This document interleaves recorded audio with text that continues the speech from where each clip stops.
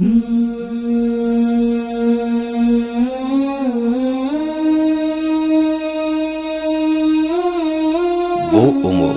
جو روزے پر اثر انداز نہیں ہوتے۔